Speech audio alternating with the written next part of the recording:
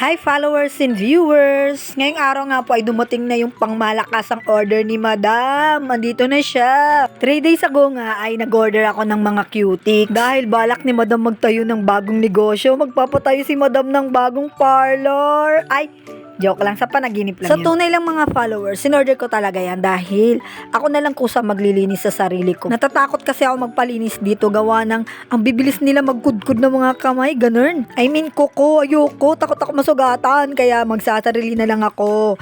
Magsasariling mag-cutics at saka maglinis ng aking kamay at paa, hindi ko ano-anong naiisip nyo. Dinamihan ko na nga po pala yung mga in-order ko dyan. Mga 11 pieces ganon. Iba't ibang kulay na po yan para marami pagpipilian. Kaya sa mga gusto magpalinis ng kuko, sa paa at sa kamay, punta na din sa bahay. Mura lang naman ang singil ko. 50 pesos lang sa kamay at 50 pesos din sa paa. O diba, para may dagdag tayo kumikitang kabuhayan. Pero hindi, joke lang yon kasi bawal tayo yumaman. Dahil magagalit ng kapitbahay. Wala tayong karapatang yumaman. Sila lang dapat. Char lang. Sa true lang, sa mga gusto pong humiram nitong aking cutics. Pwede naman, punta na lang dito sa bahay. Pero ayoko talaga magpahiram kasi bumili na lang kayo. Ano ba talaga, Madam? Magpahiram ka na.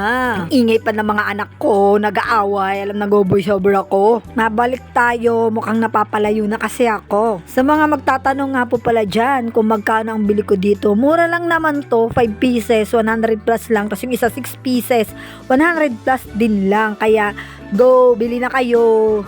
Mommy, I want to use this.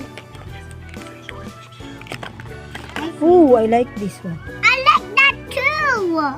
Chocolate. But I like this one. I like more this one. I like this. Oh, diba? Ichosera din yung anak ko. Yun lang mga followers and viewers for this video. Bye-bye. Love you.